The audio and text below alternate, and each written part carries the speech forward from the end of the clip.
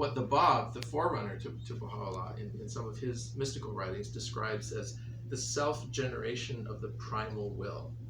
So it's a theological term, primal will, but we might as well call it consciousness. The primal will is the thing underlying all of creation. It's the ocean of which we are the waves and drops. And in the Baha'i sacred writings, it says the primal will came into being through its own self. So this, initial consciousness of which we are all manifestations generated itself through itself by gazing upon its own beauty and by loving to be known. This is also what Baha'u'llah says in the words. I love I love thy creation, therefore I created thee. Echoing a hadith of Islam that the kuntu kanzan makhfiyan, I was a hidden treasure and I love to be known. Therefore, I brought creation into being that I might be known. Again, an example of, in theological language, of how is it the creation comes into being? Because it wants to be known. And by being known, it fulfills itself. And that's the self-contained circle of the universe.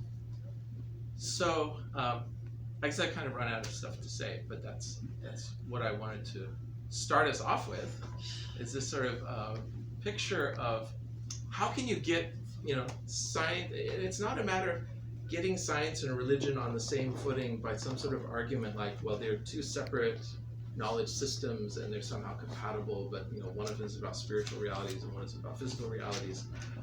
Maybe you can get some mileage out of that idea, but I think there are other ways of conceiving of the relationship between science and religion which gets you a lot more mileage. And in particular, I think the circle of existence gets you a lot more mileage because there's one thing now. There aren't two things. Like Descartes in his meditations of the 1600s, you have mental entities and you have physical entities, and then you have to describe, well, how do the mental and the physical entities interact with each other? And there's no really great explanation for that. Descartes, who's really the architect of the dualistic philosophy, ended up, saying, well, maybe some gland in the deep recesses of the brain mediates that reaction between mental and physical entities. And he found, well, if you dissect a brain, you get to this strange, pineal gland. Nobody knew what it did at the time. And he said, that's it. That right there mediates, the physical and the spiritual entities. But as time went on, it became clear that the pineal gland didn't do anything of the sort. But that left people who are trying to think about how do you bring the sacred back into the world. And so many people try to bring the sacred back into the world by somehow undercutting science. They're saying, well, science is wrong about this, and really, spiritual realities are all around us invisibly, and if you can just access them, then you can work magic. And they're thinking about spirit as though it's some sort of invisible substance with its own laws that also impact matter and so forth. But that's, I think, a very material way of thinking about spirit. What I'm suggesting is a different way of thinking about spirit, which is complementary to matter, and I think in a more organic way, in which spirit can be seen as the expression of progress in the realm of matter, and this is how Abdu'l-Baha defines it, actually in a talk that he gave in Paris in 1911. And that, I think, just opens up a much more organic way of looking at the human spiritual experience. It sees, and then just as an aside, although it's really a whole separate topic, the whole spiritual experience then, from one religion to the next, from one faith tradition to the next, whether of the Eastern flavor or the Western flavor, the monotheistic flavor or the non-theistic flavor or the polytheistic flavor or what have you, all of these can be seen as stages in our collective reaching out to and coming to a better understanding of that divinity which lies within. And the differences between religions, whether on a surface level, who you can marry, what you can eat and can't eat, when you should worship and how you should worship and so forth, those are very surface level, entirely determined by time and place and the exigencies of the day, the needs of the day. Even, and I would argue, even down on the deeper level, to the theologies themselves. Is it a monotheistic theology or is it a polytheistic or a non-theistic theology? All of these, as much emphasis as they've been given, say, in the Old Testament, in the Quran, believe in one God, and that's the sharp dividing line between truth and error. If we look at the course of human history, there was real belief in the divine before there was a belief in the monotheistic God of the Old Testament. And Abdu'l-Baha, again, in speaking around 1907 in Haifa, says that the divine reality is sanctified beyond singleness, then how much more beyond plurality? Even our notion of monotheism and trying to draw such a sharp line between truth and error on the basis of monotheism, we understand that even monotheism is at best an approximation to a reality which is beyond number, beyond existence itself, beyond any category we can assign to it. And if we see things with that degree of fundamental humility, epistemological humility, then it can, I think, really open the field of dialogue between people of different religions and different cultures more deeply than previously. Because as long as we're tied to a particular theological outlook and believe that this is the right way of looking at it, and everyone else will be nice to them, but they're wrong. If we can let go of that with true humility and good faith, and understand that the expressions of the human attempt at understanding the divine are as varied as the number of minds that exist on the planet, and that and to give them the benefit of the doubt that these are in good faith, then we can reach not just across this chasm between Western and Eastern theologies, but also, the as yet unbroached chasm between these theological systems and the spiritual traditions of, for example, the Native American spiritual tradition and other indigenous traditions that haven't yet really been part of this dialogue,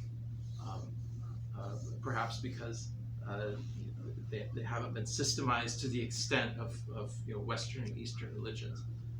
But there's a kernel of true spiritual experience underlying all of these belief systems and traditions,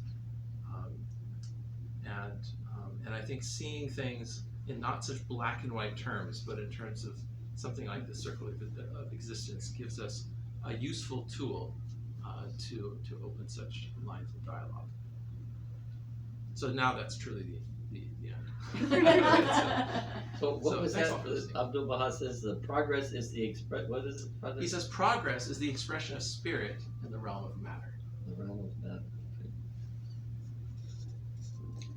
So I have a question, I guess, or something. I don't know if it's a question or just a statement, but it could be a question. Yeah. Because I really, first of all, thank you, because that was an amazing story, and I appreciate you telling me that story. Now, I've been studying this for a long time, and I kind of, my view is that God makes the rules. Mm-hmm. And the rules of natural history are mathematics. Mm-hmm. And I used to think that human consciousness was just like part of the natural laws, right? But Abdu'l-Baha says that, they're not. They're supernatural. And so I'm thinking about that, and what does that mean? And I'm going along, and everything, and reading all these books and stuff. And so I come up with this language. Is another different set of rules. Yeah. They're not really different, but they're different.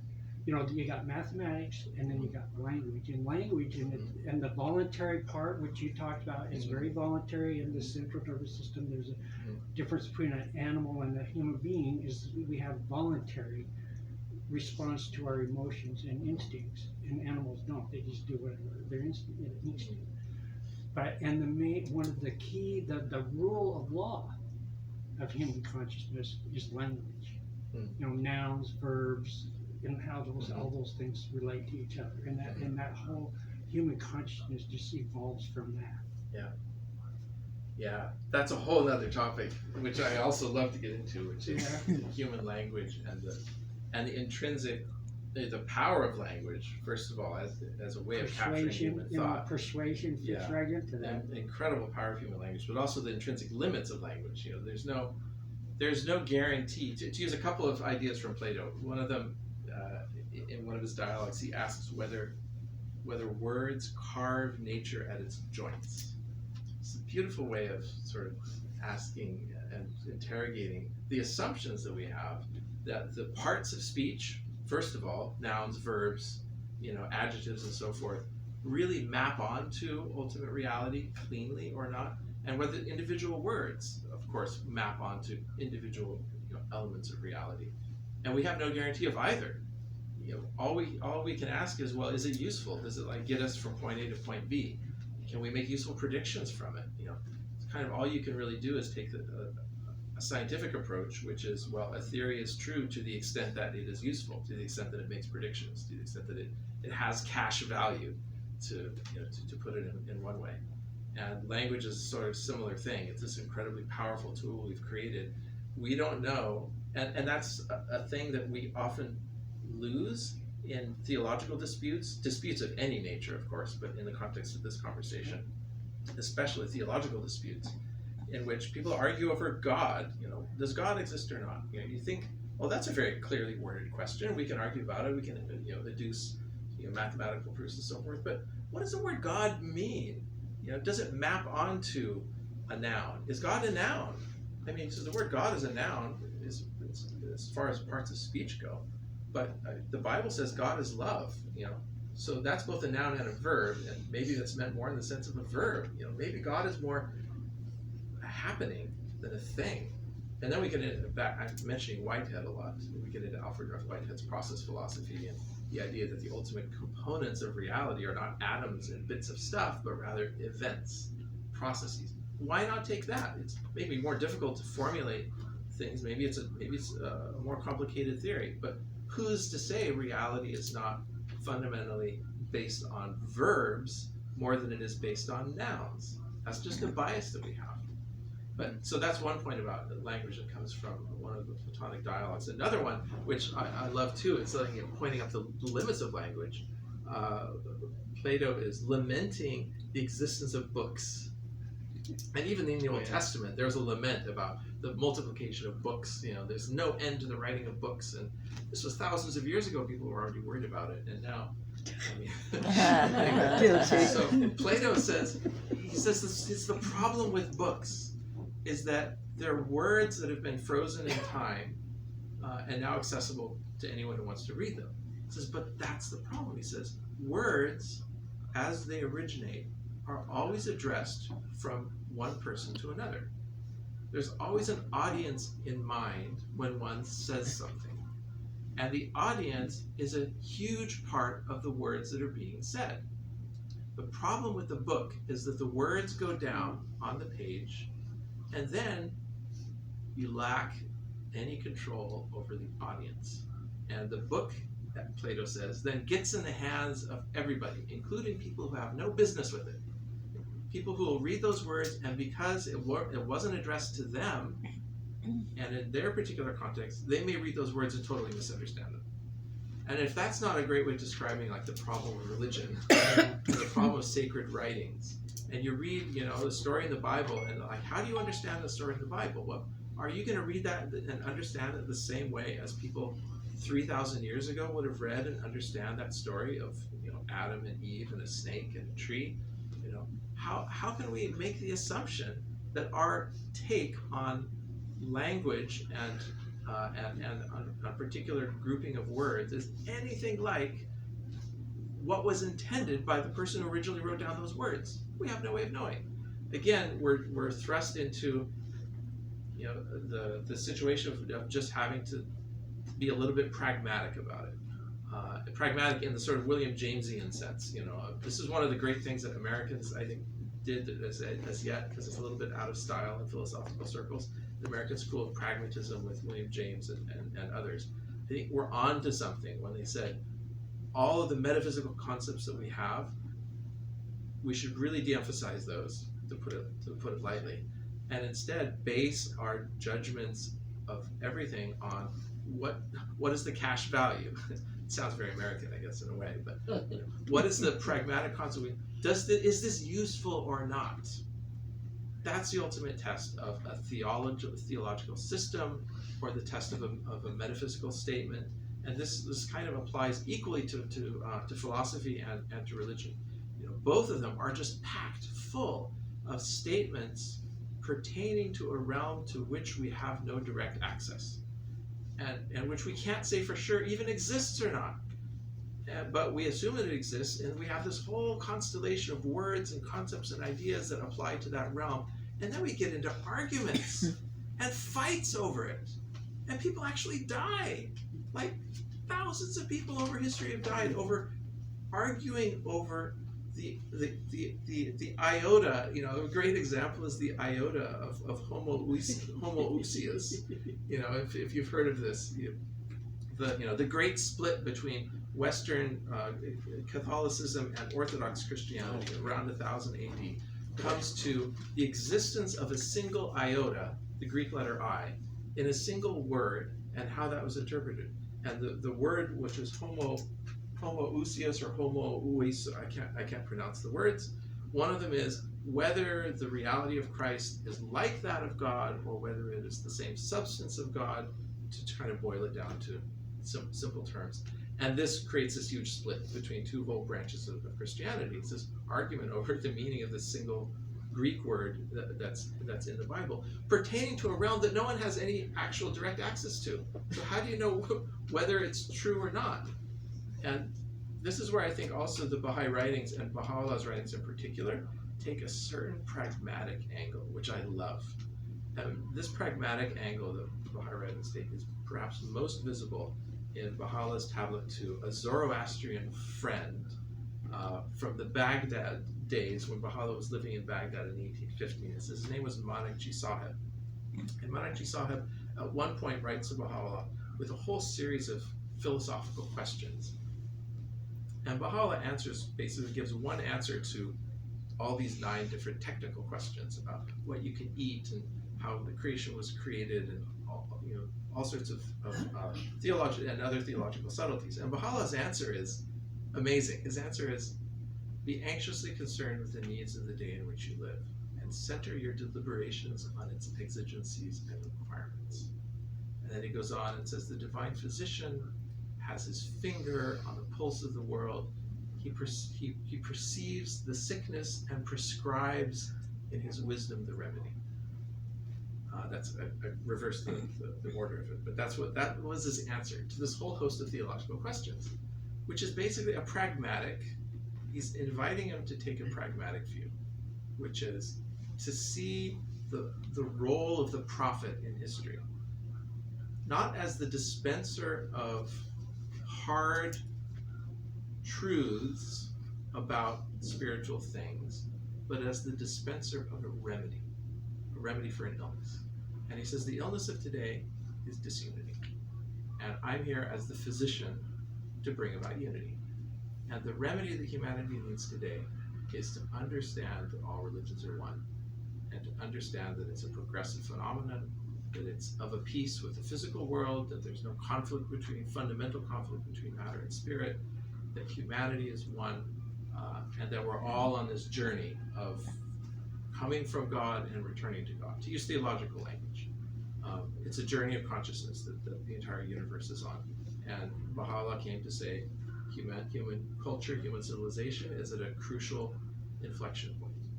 And we're at the cusp of the attainment of world civilization for the first time. We're the attainment of maturity. We've gone through stages of childhood and infancy, and now we're in the throes of adolescence with all of the instability that creates, and we're about to enter into this period of maturity. So he gives us a context. He situates humanity at a certain time and place, and then says, here's the remedy. Love each other. Be patient with each other. Don't get stuck on dogmatic finalities. Some of his mystical writings seem on the surface to be about the mystical path in a very traditional sense, but really they're doing more than that. What they're doing is they're opening up an understanding of the world in which there are lots of different kinds of seekers, and all of them are in good faith looking for the truth, and in good faith coming up with different answers. and we have to understand that, and we have to appreciate the value of these different answers and understand that the path to the unity of the human race is not everyone dropping all of the other answers and coming up with a single monolithic correct dogma, but rather that this differentiation in understandings, the diversity of our thought as well as culture and everything else is a source of our strength and not weakness, and that we have to find a way to embrace that. And the way to embrace that is by seeing our religious experience in this kind of cosmic terms that validates all of these religious paths without singling out one and saying this one is true and the others are false. And that's the way we've always done in the past, and that leads to this, all the conflict, so much of the conflict and contention that we experience. So, it has to do with the relationship between subject and object and observation. I've encountered notions that there's perhaps a physical explanation for, I can't remember which aspect of like subject-object, relationship, but like it might have been with where electrons are located. It might have had to do with that. The specific thing I'm thinking of, it's a video by Neil deGrasse Tyson, where he's basically, this is a common sentiment people have. Oh, see how at the fundamentals of reality, there's this mysterious relationship between observation and the subject. And people have taken all sorts of spiritual lessons and thoughts out of that. Yeah. And in an attempt to dissuade kind of woo-woo spiritualities, he said, I can't remember what his explanation was, but he suggested there's some kind of physical process that occurs when you observe the super small fundamentals that disturbs them, and that therefore causes an effect that's measurable, and that it's not a result of this woo-woo consciousness observing, that there's, that really, like, maybe this is me. Yeah. Maybe it's like when we measure an atom and we look through whatever processes we do at these electrons, or we look at, these, I don't know how quantum works, but however the quantum elements work, that somehow our physical process of observing them is really what dictates that relationship between subject and object, and it's not some spiritual thing. Yeah, that was the idea I got from him.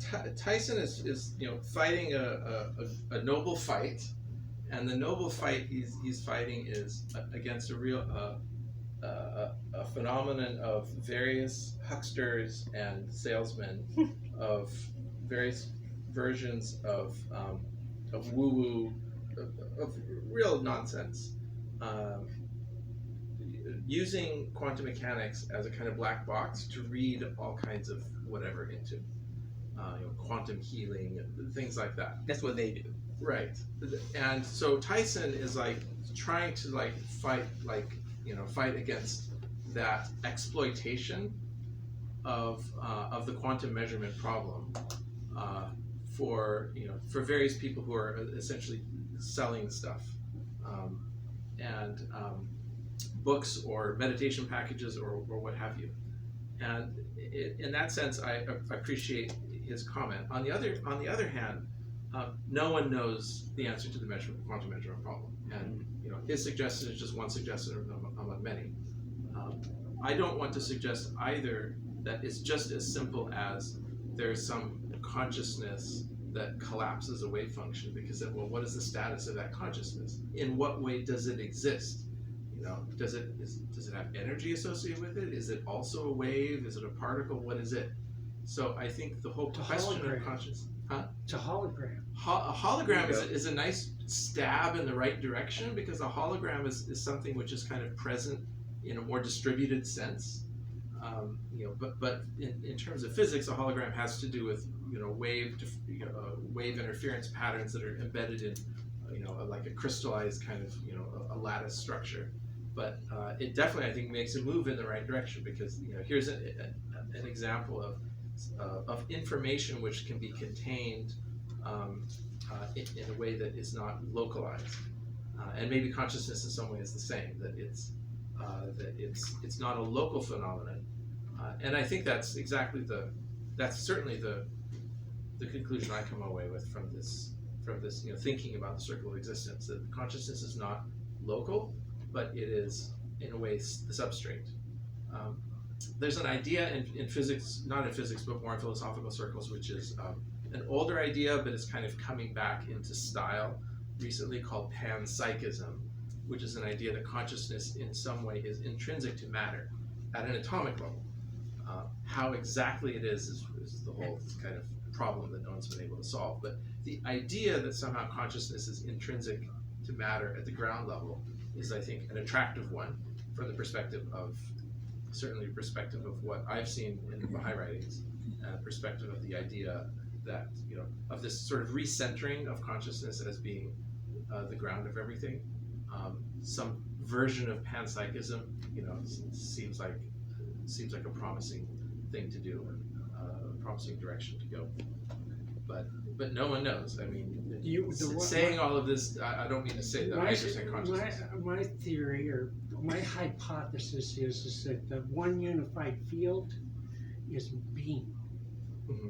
And the most primal activity is creativity, and everything. It's the most primal instinct in human nature. Yeah.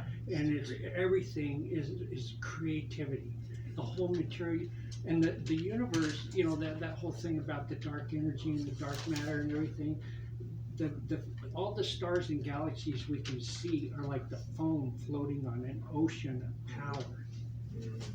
And then God is imagining the universe. It's like he's just imagining the universe and everything in it, and everyone in it.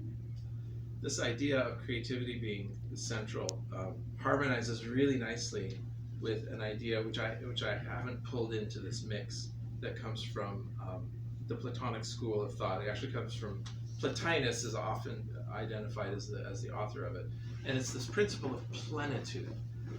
And Plotinus had this idea, very very spiritual idea, but not in the traditional sense of Western or Eastern theologies. He had this idea that there is a one, capital O, one, which is the principle of the creative principle, which underlies all things, and that everything is an emanation of the one, in a somewhat similar sense that rays of light are an emanation of the sun. And so everything then, in a way, originates from this central creative principle. And Plotinus adds this interesting idea that the one is infinitely generative or creative. Why? Because it's not jealous of its own existence, and so it just expands freely into all the possible corners. All possibilities are expressed by the emanative power of the one. And that's Plotinus's idea, but it merges very nicely with, to use the theological term, with the idea of God wanting to be loved. Because, if God wants to be loved, why would he be satisfied being loved by just us? Why not create a universe or universes or a multiverse, a universe of possibilities in which God is loved in all the possible ways that one could be loved? Wouldn't that be a greater act of creation and of creativity than the one that just creates us on this planet? And so it leads almost inevitably to the idea not only of something like a multiverse being probable from the perspective of this theological standpoint, but also to the probability of life on other planets, because life, that's capable of consciousness is doing more loving than life than no life, or life at a lower stage of consciousness. And so one would expect, following the principle of plenitude, to find life emerging wherever it can. It doesn't necessarily mean every single square centimeter of whatever. I mean, look at the surface of our planet. There's all sorts of lifeless, a lot of our seas and oceans are actually pretty lifeless. And so much of what we see on nature programs or coral reefs which Or are Mars located. and Moon. And then look at the Mars, and or Yeah. look at our ice caps. Look at Antarctica. Look at just a few feet below the surface of our own planet. Well, it actually may be teeming with all kinds of undiscovered bacteria and so forth. But there are relatively lifeless parts of our planet as well. Is the point. And that would also be the case with the universe writ large. There's probably vast, lifeless swaths One of thing the we universe. know But about any aliens, they have the same God we do. yeah, whatever we can say about that. And I should add parenthetically that there's really nothing we can say about various speculations about aliens visiting our planet. Yeah. I have nothing to say about that. That really ought to be entirely driven by evidence and completely freed from whatever biases we have to want to believe in it. Because wanting to believe in it is a very, very strong bias, Sure. and I think that underlies a lot of the so-called observations and UFOs and that sort of thing. So it's a separate topic, but I think that in the abstract there ought to be life suffusing the universe, wherever it's possible. And I would love nothing more in my own lifetime, because now with this new generation of instrumentation, including the Webb telescope, with its ability to detect for the first time, this is incredibly exciting, but it doesn't give the best picture, so it's not the sexiest thing for the public. But in terms of potentiality of science leaping orders of magnitude forward, the ability of the Webb telescope to chemically analyze the atmospheres of exoplanets beyond our own solar system is a huge leap forward, and may lead in our lifetime to the detection of signatures of what might be biological processes in planets orbiting other suns, and that could be a super exciting thing. I hope to see it in my lifetime, and that would, in my own mind, that would solidify my own bias of plenitude as being a likely explanation. Yeah, I agree, because if you study how life started on Earth, yeah, and we have some pretty good ideas about how that happened, It has to do with the Krebs cycle is the first thing that starts up, in the rocks, in the heat, the magma, it's hot and it's cooking the water, and the water can't boil because it's inside the rocks. So the Krebs cycle, it's not exactly the Krebs cycle, but something similar to the Krebs cycle starts up. And then when it gets spewed into the ocean, it eventually evolves into life on Earth. Yeah, we have ideas, but we haven't yet. Yeah, it's Close all not the proof, loops. there's no Yeah. proof, and they probably may not never be, because all that, that was, there's no fossils of that. May I ask, there's a physicist, his name starts with D, I think of Dyson or something like that, who said that everything could be explained mathematically. Yeah. And did he just go that far, or? It could be Max Tegmark. It's getting hot in here. So Yeah, so it we is. Turn on Yeah. It's getting almost too hot to continue. But, Yeah, So I'll briefly answer, and then we can move Okay, to maybe okay. a cooler room. Right. But, Fans You're in right the hot there. seat. okay. maybe. Here, you wanna hold this for a second? Yeah, you This are is too. pretty hot. Yeah, it's warm. Just very briefly, I'll say that because it's connected to this idea of plenitude, is that Max Tegmark, who was briefly at Princeton when I was there, produced a very interesting paper in which he proposes something that we can maybe summarize as mathematical plenitude. In other words, the idea that all math is real, and every self-consistent mathematical configuration then is real, of which this universe is just one among the infinite number of possible mathematical configurations. And I love that, because it just takes the idea of plenitude and just explodes it the way it should be exploded, in a sort of burst of creative exuberance. If the universe is, if all possible universes exist, how much more awesome is that as a kind of as a result of the principle of plenitude? And although a part of me also is a bit reserved about that, because there has been over the course of the history of science a desire to figure out why the current laws of physics are what they are, and why they couldn't have been otherwise. And that's a bias, maybe, of wanting to come to that conclusion and realize this is it, this is the only self-consistent way of doing it. That key has not yet been found, so it to unlock whatever lies beyond. And it may be that the current universe is the way it is, not because it's the only way it could have been, but because we just happen to reside in one conceptual corner of a much larger universe of possibility. And although I love that from the perspective of plenitude, I kind of hate it from the perspective of the scientific project, because it kind of removes a huge foundation stone from the whole scientific project, which is describing why the world is the way it is. And if plenitude is the answer, and if mathematical plenitude is the answer, then you end up basically saying, well, the world is the way it is because we're here to observe it. And so it had to be structured in such a way as to enable human consciousness to arise, otherwise we wouldn't be here asking the question. Which is a bit of an unsatisfying answer, but again, one's own biases factor into whether this is satisfying or unsatisfying. But anyway, it's getting so hot here, maybe let's go get a cool drink and Yeah. continue our conversation. Why don't we take a break and thank you.